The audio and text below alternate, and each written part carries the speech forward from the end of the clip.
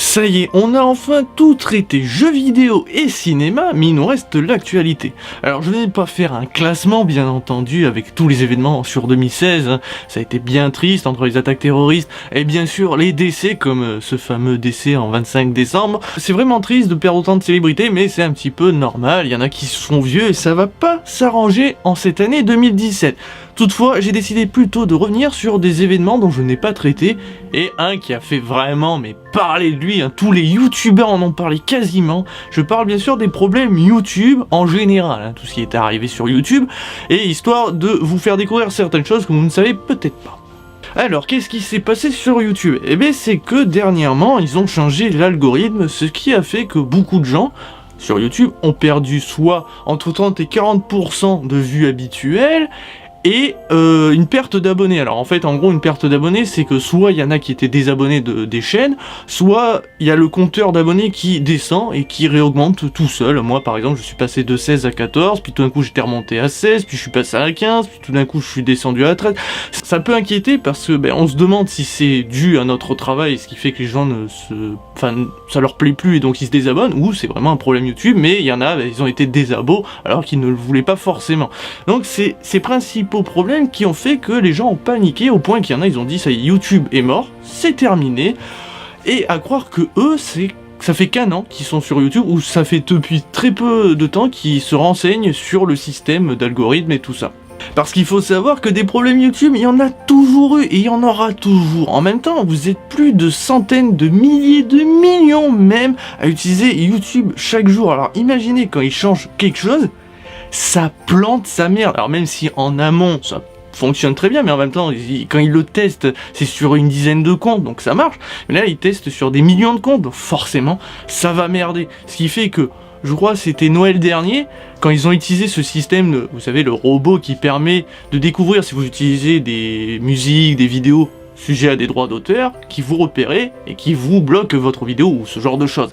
Et bien ça avait tellement merdé au moment qu'ils l'ont utilisé que énormément de vidéos ont été bannies, stalkées direct, alors qu'il y avait rien de spécialement à pointer du doigt sur leurs vidéos au niveau des droits d'auteur, mais ça a pas mal bugué, donc il y a plein de vidéos qui ont été sautées comme ça. Donc il y aura toujours des problèmes, ça peut durer plusieurs jours, plusieurs semaines. Alors c'est vrai que le truc le plus drôle dans cette histoire, c'est quand même YouTube qui confirme que non, il n'y a aucun problème. Alors quand t'as 10 personnes qui te disent qu'il y a un problème, tu peux dire bon, ils déconnent. Quand t'as des milliers de personnes qui commencent à dire qu'il y a des problèmes, il faut arrêter de prendre les gens pour des cons. Oui, il y a des problèmes, maintenant il faut arrêter de gueuler contre YouTube. Ils tentent des choses, des nouveautés, comme cette fameuse petite cloche que vous voyez maintenant, je ne sais plus trop, je vous montrerai ça. Normalement, quand ils postent une vidéo, la personne poste une vidéo, vous devez la recevoir dans vos abonnements. Sauf qu'il arrive que parfois certaines se perdent en route ou qu'elles ne s'affichent pas du tout, il y a des bugs ou ce genre de choses. Donc ça vous permettra de nous louper aucune. Là vraiment c'est plutôt sympathique. Bon, il y avait aussi les messages que vous receviez sur Google, Gmail. Vous aviez aussi plein d'autres trucs. Les youtubeurs n'utilisent pas que YouTube pour se faire de leur publicité, ils utilisent aussi les réseaux sociaux, Facebook, Twitter. Alors bien sûr, c'est pas le même débit, puisque normalement, si vous avez 1 million d'abonnés, vous n'aurez pas 1 million d'abonnés aussi sur votre chaîne Facebook ou sur Twitter. C'est comme ça, il y a toujours une perte. Mais bon, ça vous permet d'être sûr de toucher le plus de monde possible, donc il faut pas seulement se contenter de YouTube. Mais apparemment il y en a qui le font au point qu'ils ont commencé à gueuler parce qu'ils ne sont plus dans les tendances. Alors vous savez ce que c'est les tendances, c'est cet endroit qui regroupe les vidéos qui ont le plus marché, cartonné. Ça veut dire qu'en gros, c'est là je poste une vidéo, si elle cartonne dans les jours à venir, elle sera dans les tendances, c'est plutôt cool. Mais alors comment marchent exactement les tendances? C'est simple, c'est que je poste une vidéo, si celle-ci arrive à avoir un certain nombre de vues et de pouces bleus dans les quelques jours qui suivent, elle aura de grandes chances de tomber dans les tendances. Sauf qu'avec les problèmes, forcément, il y en a qui se retrouvent moins dans les tendances que d'habitude. Mais le souci, moi, dans ces tendances, c'est que je retrouve, alors c'est logique, ceux qui cartonnent le plus, ceux qui ont souvent des millions d'abonnés. Alors il y en a aussi qui ont que des centaines de milliers d'abonnés qui arrivent dans les tendances, mais c'est assez rare. Ils mettent pas en avant les jeunes youtubeurs, vidéastes, qui ont très peu d'abonnés. Ça, je trouve ça dommage, parce que moi j'aurais pensé que c'était plutôt un système de publicité pour tout le monde, histoire de mettre en avant les jeunes, ou les petites chaînes. Moi j'aurais trouvé ça bien plus sympathique. En plus de ça, il y en a beaucoup qui se plaignent, encore une fois, qu'on retrouve que des bandes annonces, enfin beaucoup de bandes annonces de films et tout ça, mais c'est normal, comme je l'ai dit, ça dépend du nombre de vues, de pouces bleus, et forcément quand t'as une nouvelle bande annonce qui sort de film que vous attendez le plus, des millions de mecs vont le regarder, et ils vont peut-être mettre des pouces bleus et tout, ce qui fait qu'elle aura de grandes chances d'arriver dans les tendances. Une bande annonce à 90% arrivera dans les tendances, c'est comme ça. Il n'y avait pas besoin de gueuler autant, mais les youtubeurs l'ont fait, ont posté plein de vidéos, il y en a même qui ont carrément dit, comme PewDiePie et ses 50 millions d'abonnés, que si ça se réglait pas ou voilà, eh bien il supprimerait sa chaîne. Alors je crois que c'était sa chaîne secondaire, ce qu'il a fait je ne suis pas certain, après à vous de vérifier, je ne le suis pas. Mais bon, c'est quand même assez drôle et j'ai envie de lui dire, ferme ta gueule. Comment tu peux oser, toi, te permettre de dire ça et de faire ça? Tu as 50 millions d'abonnés. Personne, je pense, dans les années à venir, que ce soit en France ou aux États-Unis, arriveront à tel score. Je pense que ça sera le record imbattable. Après, on sait jamais. Enfin, peut-être que lui va se battre son record, mais d'autres youtubeurs n'arriveront jamais à égaler ça. C'est extraordinaire. Chaque vidéo qu'il fait, c'est des millions, c'est plus de 5 millions de vues à chaque fois, et l'autre, il arrive à gueuler contre YouTube. Mais ferme-la, sérieux, parce que moi, j'aimerais avoir 50 millions d'abonnés, même si je perdais 30 à 40% de vues dessus, mais c'est pas grave. Il engendre un fric, mais vous imaginez même pas. Alors, j'avais fait déjà une vidéo sur YouTube, mais j'avais dit que 1 million de vues est égal à 1000 euros. Le souci, c'est que ça varie, on sait pas vraiment, YouTube est très obscur, tous les youtubeurs ne gagnent pas forcément, même s'ils font 1 million chacun, ils ne gagnent peut-être pas la même somme, c'est très difficile à savoir. En plus de ça, mais forcément, YouTube rémunère grâce au système publicitaire. Quand vous voyez une pub sur une vidéo, même si c'est casse-couille, c'est ce qui permet à YouTube d'engendrer de l'argent pour après les redistribuer à ceux qui arrivent à gagner de l'argent grâce à leurs vidéos. Mais ils sont pas obligés de le faire, hein, je le rappelle. À la base, YouTube, ils ne rémunéraient personne, hein, et quand la plateforme a été créée, tout le monde postait des vidéos, mais ils gagnaient pas d'argent avec. C'est que plus tard, quand ils ont commencé à vraiment engendrer de l'argent, qui ont dit, bah tiens, on va rémunérer ceux qui le méritent le plus. C'est formidable, mais n'oubliez pas qu'ils ne le sont pas obligés, ça veut dire que du jour au lendemain, ils peuvent dire, bah on arrête. Même s'ils gagnent beaucoup d'argent, ils pourraient très bien arrêter. Donc, faites bien attention, arrêtez de cracher sur YouTube, c'est quand même eux qui payent, hein. Enfin, ils rémunèrent, donc bien sûr, pas tous les vidéastes, hein. Moi je gagne pas de l'argent grâce à YouTube, c'est bien dommage, mais j'aimerais bien, mais ce n'est pas grâce à eux.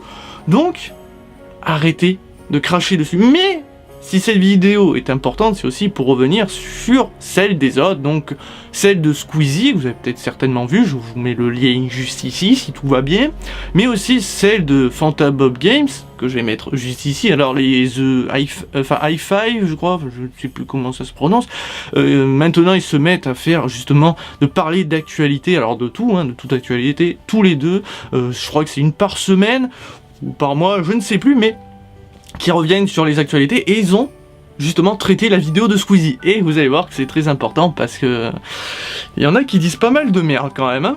Squeezie va revenir sur ce qui s'est passé sur YouTube globalement et pointer du doigt certains youtubeurs. Donc justement, il dit que ceux qui ont des millions d'abonnés et qui arrivent à gagner leur vie grâce à leurs vidéos devraient pas trop parler trop se plaindre justement de ce qui arrive, parce qu'eux arrivent à gagner leur vie, alors que il dit que les jeunes youtubeurs, ceux qui ont le moins d'abonnés et déjà très peu de vues, eux vont être vraiment impactés parce qu'ils ont encore moins de vues habituelles. Alors imaginez-moi avec mes 10 vues moyennes, si je perds 30 à 40% de vues, bon, ça va pas me faire grand chose au final, mais ça fait quand même toujours moins de vues. Et là, bah, c'est important, et c'est pour ça que j'ai trouvé ça cool, et en plus c'est quasiment dans les 3 premières minutes de la vidéo qu'il dit. Or, tout le monde ne le dit pas, beaucoup de youtubeurs se plaignent, mais ne disent pas, bah, c'est les jeunes ceux qui ont peu d'abonnés qui vont être impactés. Non, ils parlent que pour leur gueule. Voilà, quand ils ont 1 million d'abonnés, ouais, mais je perds des vues. Ta gueule, c'est bon, merde, t'as déjà 1 million d'abonnés, moi je les aurais jamais. Alors arrête un peu. Mais bon, là, c'est pas vraiment ce qui a fait gueuler, c'est surtout derrière, quand il a commencé à parler des youtubeurs qui réclament ces fameux pouces bleus. Parce que justement, comme je vous l'ai dit, pour être sûr d'être dans les tendances, il faut avoir pas mal de pouces bleus. Donc il y en a beaucoup qui commencent, de plus en plus en tout cas, qui commencent à demander des pouces bleus direct en début de vidéo. Ça veut dire que là, avant même que j'ai commencé à parler, j'aurais dû dire mettez-moi un pouce bleu. Bon, bien sûr, vous allez me dire, ça change pas grand chose, les gens, ils en ont rien à foutre, ils vont le mettre à la fin s'ils ont aimé ou non, mais pourquoi le dire au début? Ça casse les couilles. Enfin, perso, je suis assez d'accord avec ce que dit Squeezie, c'est pas logique, c'est bon, t'as pas besoin de le réclamer en début. À la fin, oui, pour justement prévenir, n'hésitez pas, parce que c'est important pour nous. Parce qu'il y en a beaucoup qui pensent que c'est pas important, de plus en plus d'ailleurs, mais... à la fin, oui, à la fin de ta vidéo, une fois que tout est bien terminé, tu fais un petit passage, tu dis juste, bon ben voilà, n'hésitez pas à mettre un pouce bleu et un pouce rouge, blablabla, des commentaires et tout, parce que c'est important pour ma vidéo, mais pour aussi mon avenir, pour me faire un peu plus connaître, puisque je vous rappelle que les viewers, vous êtes notre publicité avant tout. Alors ça n'a pas plu à tout le monde, et Fantabug Games a commencé à réagir là-dessus en disant que, genre... je dis bien genre, alors je vous fais un très brief résumé, qu'en gros, Squeezie se met comme une référence, et qu'en gros, ce qu'il dit, c'est la vérité, et que les autres devraient fermer leur gueule. Enfin, je vous fais un résumé, et bien sûr modifié, bien entendu, hein, c'est avec mes propres mots.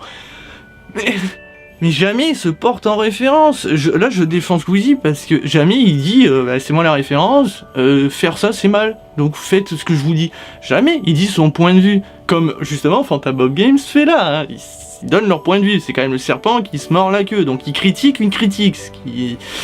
hein. Donc là, je suis en train de faire une critique, d'une autre critique, et je fais ma critique. C'est fou, hein, on fait plein de critiques. Non, mais ce que je veux dire par là, c'est que à ce moment-là, Squeezie ne se met pas en référence. Il dit juste son point de vue, il trouve ça débile de faire ça en début de vidéo. Mais bon, forcément, il a surtout pointé un youtubeur en particulier, Ibra TV. Vous en avez peut-être pas entendu parler, mais c'est quand même une chaîne qui fait des millions de vues, qui a des... je crois il a plus d'1 million d'abonnés. Enfin, une chaîne qui cartonne, c'est un... je ne sais pas de quelle origine il est, excusez-moi, parce qu'en fait je ne regarde pas sa chaîne, mais j'en ai entendu parler justement grâce à ça. Et en fait, ce youtubeur, généralement, en début de vidéo, pendant 1 minute, il vous raconte pourquoi il veut des pouces bleus, pour par exemple, si vous voulez la prochaine vidéo, il faut mettre tant de pouces bleus, nanana. Mais il l'a fait aussi pour les abonnés, il a dit que si j'atteignais pas les 1 million d'abonnés, je crois qu'il supprimait sa chaîne ou un truc comme ça. Sérieux? Sérieux? Et le pire dans cette histoire, c'est que Fanta a défendu Ibra en disant que c'est justifié parce qu'il prend des risques. Alors, pour ceux qui savent pas ce que fait Ibra, il fait des caméras cachées, assez risquées, dans le sens où il fait des trucs un peu, apparemment, assez what the fuck, assez rares. Ça se voit rarement sur YouTube, ou en tout cas, d'après Fanta. Hein. Je tiens à souligner que les caméras cachées existent depuis très longtemps. Avant, c'était sur télé, maintenant, il y en a aussi sur Internet. Mais, il y a quand même Rémi Gaillard. Rémi Gaillard est quand même l'un des plus gros français, je pense, à faire des grosses caméras cachées et qui continue, s'est pris des nions, hein, des vrais nions, hein, il s'est pris des coups, s'est fait souvent arrêter, et j'ai jamais vu, ou en tout cas, alors après, s'il a déjà fait, je m'en excuse d'avance, mais j'ai jamais vu Rémi Gaillard dire, eh ben, si je reçois pas tant de j'aime, ou si on partage pas cette vidéo, j'arrête. C'est terminé, parce que bon, je veux des j'aime et tout ça. Jamais je l'ai vu ça. Alors bien sûr, il travaille pas que sur YouTube à la base, hein, il fait... Mais ce que je veux dire, c'est que il a jamais fait ça. Alors après, vous allez me dire, oui, mais Ibra, il prend plus de risques, peut-être. Et puis j'en ai rien à foutre de ça. Ce que je veux dire par là, c'est que nos vidéos à la base, on les fait pas pour recevoir des pouces, des niens. On le fait parce qu'on aime ça, avant tout. Après, bon, si on a la chance de gagner notre vie grâce à ça, tant mieux. Mais là, c'est un petit peu... vous forcez la main, c'est genre... ah ben, si tu veux que je continue à faire des vidéos, tu fermes ta gueule, tu m'aimes, tu mets mes j'aime, tu t'abonnes, et ainsi de suite. Sinon, moi, j'arrête. C'est quand même fou. Enfin, je trouve ça, mais... maintenant, c'est vraiment... C'est pour ça que je disais, sur ma première vidéo sur YouTube, je disais que c'était un peu... le nouveau Eldorado pour ceux qui ne bossent pas et qui veulent un taf sûr, d'une certaine manière. Voilà, c'est YouTube, fais des vidéos, tu verras, ça, tu vas gagner très vite ta vie, enfin. Parce qu'il y en a qui pensent, mais il y en a qui se permettent de donner une mauvaise image, je trouve, des vidéastes, qui soient amateurs ou professionnels. C'est que là, Ibra montre que, en gros, il y a aussi ceux qui pensent qu'à leur gueule, qui pensent juste à faire du fric, etc. Parce que, voilà, tu veux une prochaine vidéo, tu mets j'aime, sinon, t'en auras pas. Ah putain, si moi j'aurais dû arrêter YouTube juste parce que j'avais pas de j'aime et d'abonnés, j'aurais arrêté de suite. Bon, en même temps, hein, bon, comme disait Squeezie, en même temps, si tu fais des bonnes vidéos, tu marcheras. Donc bon, bah, c'est que mes vidéos sont pas bonnes. Mais en tout cas, je suis d'accord avec ce qu'il dit. Mais ce que je comprends pas, c'est pourquoi Fanta défend Ibra. Et surtout, alors bien sûr, il nous a sorti l'argument fatal, c'est que quand même, il se casse les couilles à faire pendant 1 minute un discours pour expliquer pourquoi il veut des pouces bleus, et que les gens se les coltinent. Je voudrais rappeler à Fanta que personne se coltinerait à chaque fois 1 minute pour entendre un discours que tu sais déjà d'avance qu'il va te demander. Au bout d'un moment, tu as l'avantage sur YouTube de regarder la vidéo, tu vois la timeline, tu te dis, bah tiens, si pendant 1 minute tu sais qu'il va parler, bah tu te cliques sur 1 minute 2, ou 1 minute 1, enfin bref, et tu regardes la suite de la vidéo, tu te coltineras pas toujours le discours, parce qu'au bout d'un moment, ça casse les couilles, surtout si tu sais déjà d'avance ce qui va se passer, enfin ce qu'il va te demander. Mais Kokairi, ça ne change rien, absolument rien, ce qui va gagner en argent. C'est pas le temps que vous regardez nos vidéos, c'est la vue et le pouce bleu, c'est ça l'important. Enfin, quoique c'est... Là aussi, je peux pas vraiment affirmer, mais c'est tellement vague avec YouTube, t'as aucune explication que là, même ce que je vous dis, c'est une incertitude totale, parce que peut-être que vraiment, c'est le temps que vous passez à regarder les vidéos. Donc peut-être que oui, ça joue vraiment, je ne sais pas, pour l'instant, qui sait, avec l'avenir, les choses vont changer. De toute façon, les algorithmes chez YouTube changeront quoi qu'il arrive. Maintenant, vous allez me dire, à quoi a servi vraiment cette vidéo? Tu as dit exactement ce que tout le monde a dit, que ça sert à rien de gueuler, ou s'il faut gueuler, pourquoi finalement tu critiques Fanta Bob Games et pas Squeezie? Parce que au final, Squeezie a dit de bonnes choses, il a pas insulté Ibra, il a juste dit qu'il n'avait pas il n'y avait pas de logique à ce qu'il réclame autant de pouces bleus, puisque ces vidéos cartonnent en fait, c'est ça, et en gros de mendier comme ça des pouces pour vous fournir du contenu, je trouve ça absolument illogique. Je vais vous parler d'un vidéaste qui est, je pense, l'un des plus vieux, en tout cas français, c'est quand même Mosinor. Mosinor n'a pas 1 million d'abonnés, et pourtant il est sur YouTube depuis plus longtemps que Ibra, Squeezie et tout ça. Et pourtant, il a toujours fait des vidéos. Alors bien sûr, c'est pas aussi risqué que Ibra ou... Oui, mais il l'a fait quand même. Et jamais il a réclamé quoi que ce soit pour continuer. Il a continué parce que c'est son plaisir. Et justement, c'est ce que j'aimerais faire bien comprendre, c'est que tous les vidéastes ne sont pas avides comme ça. Et il y en a beaucoup qui font par passion. Bien sûr, ils souhaiteraient gagner bien plus sa vie grâce à ces vidéos, comme tout le monde, comme moi.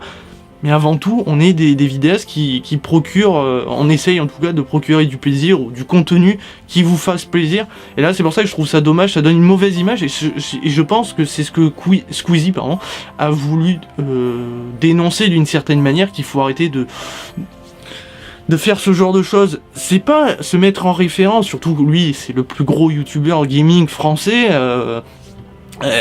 Il cartonne. Bien sûr, Fanta a aussi pointé du doigt le fait est que justement Squeezie souvent utilisait des gros titres, des images grossières dans le sens pour faciliter le clic sur sa vidéo. C'est pas ça. S'il cartonne, c'est parce que ses vidéos sont excellentes. Moi, quand je lis le titre de ses vidéos, je sais que derrière, tu vas retrouver exactement ce qu'il y a dans le titre. C'est ce que je veux dire. Alors qu'il y en a, ils utilisent des titres, genre le clash entre Cyprien et Norman, par exemple. Et derrière, je mets une image avec Norman et Cyprien avec des visages que vous voyez rarement. Là, vous allez peut-être vous dire, merde, attends. Ou c'est une vidéo que j'ai pas entendu parler, le mec il est en avance, il sait des choses qu'on ne sait pas. Vous allez cliquer dessus. C'est ce qu'on appelle une vidéo putaclic. Justement, il y en a plein qui le font, mais Squeezie ne le fait pas, donc voilà pourquoi je voulais parler de Fanta Bob Games et Squeezie, parce que je suis complètement assez choqué et étonné, je le reconnais, de la réaction de Fanta, surtout Fanta, parce que bon, Bob, toujours il est en mode... mais Fanta, c'est quelqu'un qui s'est souvent plaint, je le dis honnêtement, souvent plein des critiques qu'on lui faisait dans ses vidéos. Alors il y en a qui sont bien plus dures, hein. Je parle de vraies insultes et tout, mais il y en a qui l'ont critiqué par rapport à sa façon de faire, parler, plein de choses. Et là tout d'un coup, il réagit comme les autres ont fait contre lui, sans vraiment réfléchir à ce qu'il disait, parce que là, il n'y a aucune réflexion. Il dit, je le dis, de la merde. Aucun moment, Squeezie s'est mis en référence, à aucun moment il a dit des choses horribles, aucun moment il a insulté Ibra en se moquant vraiment de lui. Si tu regardes la vidéo, elle est légère. Oui, il dit des choses à sa manière, à sa façon de voir les choses, mais c'est une critique, c'est son point de vue, comme moi je suis en train de faire avec vous. Donc, pour ça que je tenais à revenir là-dessus, mais surtout parce qu'on va revenir sur le plus gros sujet, même s'il est très peu connu, c'est une certitude. Vous connaissez peut-être Nesblog, Realmiop, CDV, tout ça.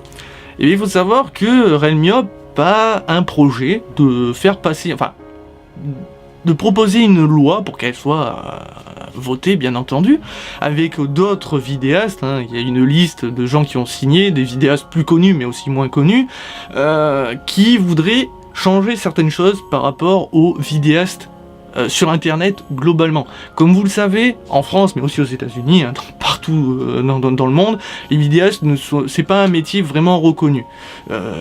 Si vous habitez dans telle ou telle région, vous serez pas reconnu en tant que vidéaste. Vous serez parfois reconnu en tant qu'artisan, humoriste ou ce genre de choses, alors qu'en général, nous sommes tous des vidéastes.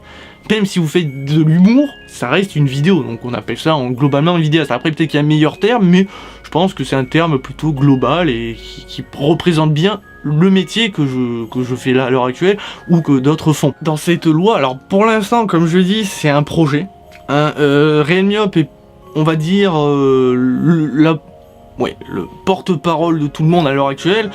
Ça changera avec le temps, donc c'est pour ça que je vous mets deux liens, hein, le lien d'une vidéo et le lien d'un fichier, donc le texte pour l'instant qu'il a écrit pour la loi, pour justement changer certaines choses. Donc déjà nous donner un vrai titre, hein, si vous êtes professionnel, et bien en gros vous serez vidéaste par exemple, si ça serait le nom choisi. Je vous serais assez, parce que forcément, si vous êtes reconnu en tant qu'artisan mais que vous faites des vidéos sur internet, les bonus et malus, enfin, vous paierez pas toujours la même chose et ce genre de choses. Donc, il est important qu'on ait la bonne classification, je pense. Autre chose, c'est aussi pour aider financièrement les vidéastes, que vous soyez amateur, professionnel, que vous ayez des millions ou des dizaines d'abonnés, les aider financièrement. Alors bien sûr, ça serait réclamer de l'argent à l'État, sauf que là, c'est par une autre organisation.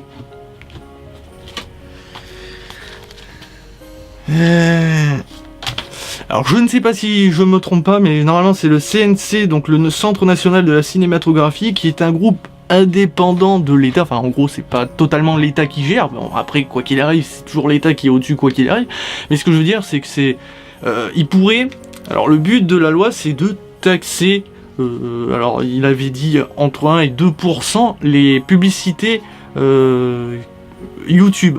Ce que je veux dire par là, c'est que quand vous cliquez sur une vidéo, vous avez une pub qui revient forcément à YouTube. Sauf que là, la France pourrait taxer cette publicité, je parle bien celle qui arrive en France et non dans les autres pays, mais simplement en France, pour prendre 2% de ces pubs. Donc à chaque fois que vous cliquerez et qu'il y aura une pub, 2% arriveront pour ce groupe-là, donc le CNC, et le reste pour justement YouTube. Alors vous allez me dire, mais si tous les pays feraient ça, YouTube engendrerait beaucoup moins d'argent. C'est pour ça, comme je dis, on en parle, enfin surtout Realmiop, à la base je devrais pas en parler, enfin on m'a pas fait la demande, je le fais parce qu'il faut que vous soyez au courant de certaines choses et que peut-être vous pourriez apporter des solutions, des idées et votre aide aussi. Mais bon, je vais revenir là-dessus.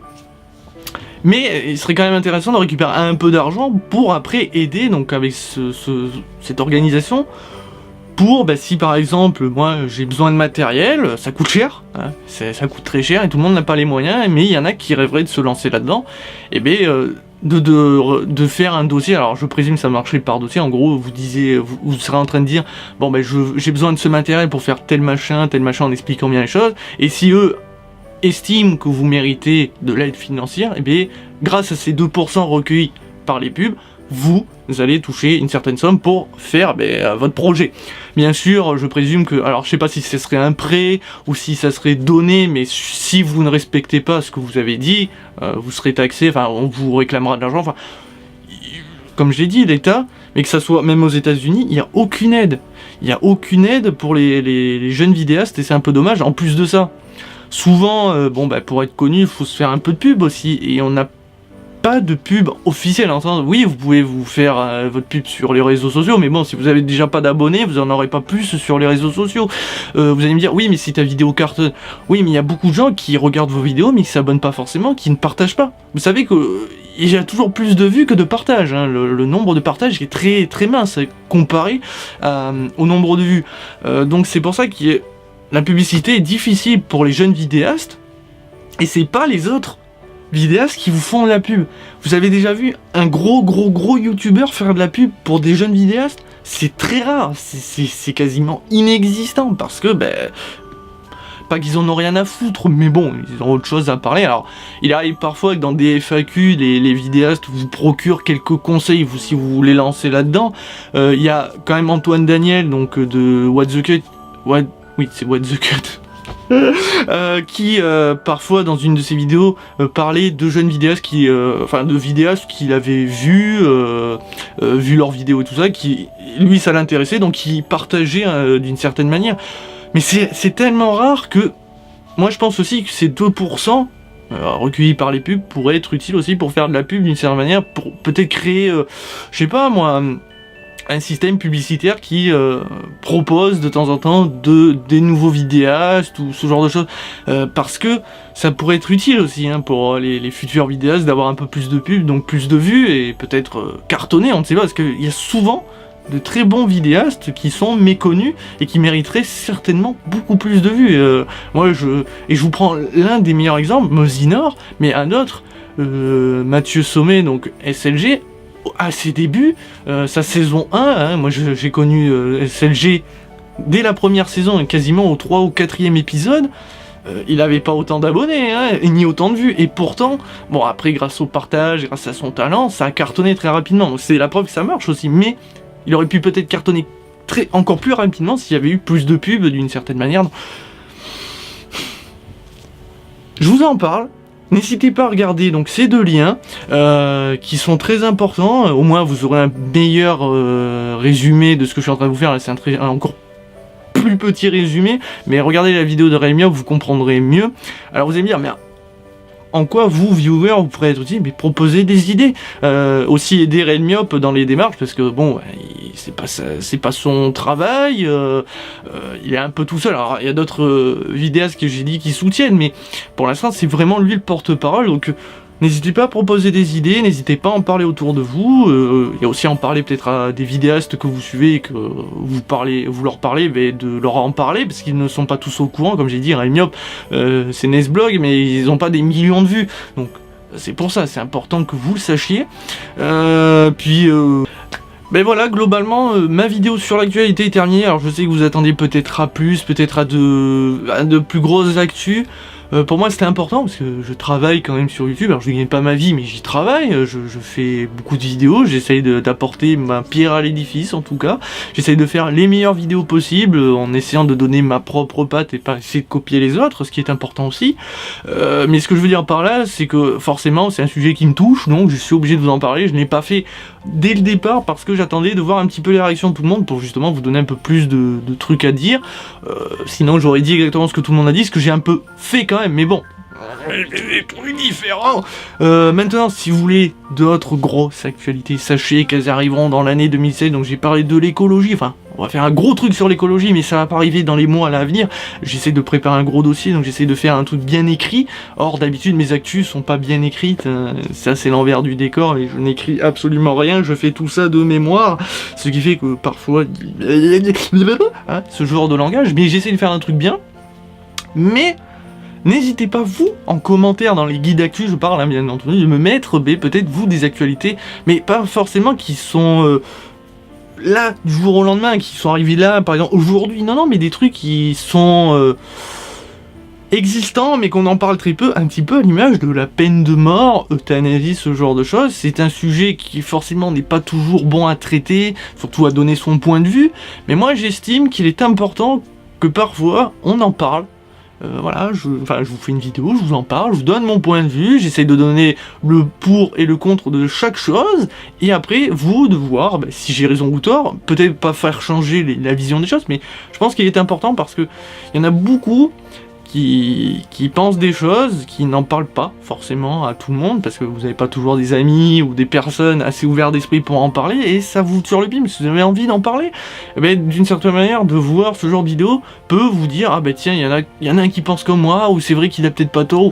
Moi je trouve ça important, donc oui, j'ai envie de traiter de ce sujet, qui est assez lourd, je pense, la peine de mort, l'euthanasie, parler de de bafouer le libre arbitre, ce genre de choses, ou justement de dire fuck à la religion, c'est un peu ça, hein, parce que si on dit qu'on est pour la peine de mort, c'est dire bah non, la vie est pas forcément sacrée, enfin, oui, ce genre de choses. Donc ça va être un sujet compliqué.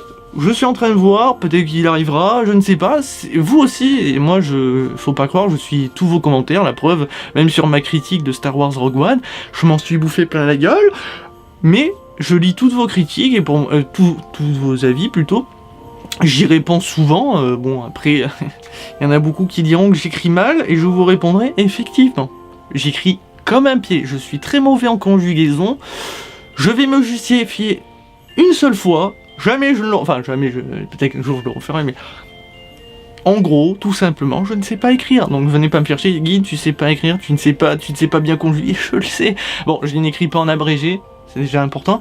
Maintenant, pour moi, la conjugaison est une chose horrible qui n'a aucun sens. Pour moi, la langue française se complique trop la vie pour rien. Mais alors, inutilement, hein, mais bon, c'est pas grave, hein, c'est chacun son point de vue, mais moi, c'est mon point de vue, donc ça ne m'importe peu d'apprendre à bien conjuguer, je ne l'ai jamais fait, je ne le ferai jamais. Maintenant, je sais qu'il y en a qui apportent énormément d'attachement là-dessus, hein, au point qu'il y en a, ils disent, si t'écris mal, donc je ne te suis pas. En gros, c'est ça. Il y en a un qui me l'a fait clairement comprendre. Il m'a dit que ça pourrait impacter sur le futur. C'est-à-dire peut-être que tu auras moins d'abonnés parce que tu écris mal. Je dirais tout simplement, si vous attachez à ce genre de détails, eh bien, on vit dans un monde de merde. Parce que il y en a beaucoup qui ne savent pas écrire. Mais vraiment, je parle vraiment bien, hein, conjugaison et tout ça. Et pourtant, c'est des personnes formidables qui méritent d'être plus suivies que certaines. Hein. Mais bon, c'est pas grave, c'est un détail. Je préférais le dire maintenant. Maintenant, nous allons attaquer la dernière vidéo. Alors, peut-être la moins intéressante pour ceux qui en ont rien à foutre, hein, faut le dire. Donc, si ça vous intéresse pas, je vous souhaite une très bonne année, hein, très bonne fête, goinfrez-vous parce que 2017 risque d'être assez compliqué pour vos petits estomacs, hein. Il risque d'avoir de gros problèmes avec les élections et tout ça. Je pense qu'il va y avoir pas mal de morts, donc accrochez-vous à votre slip, ça risque d'être une année compliquée, et alors et le futur aussi, mais bon, on sait jamais, peut-être que tout se passera bien. En tout cas, j'espère qu'elle sera meilleure que 2016. Et pour ceux que ça intéresse, je vais faire un gros bilan sur ma chaîne pour vous dire tout ce que vous y trouvez, hein, toutes les rubriques, vous expliquer ce que c'est, parce que peut-être qu'en voyant le nom, vous dites « mais c'est quoi cette merde, ça donne pas envie ?» Je suis totalement d'accord, donc justement je vais faire ça avec des extraits, vous expliquer tout bien, et vous dire un petit peu ce qui va arriver pour moi en 2017, globalement. Voilà donc, sur ce, à tout de suite, sinon, bonne année!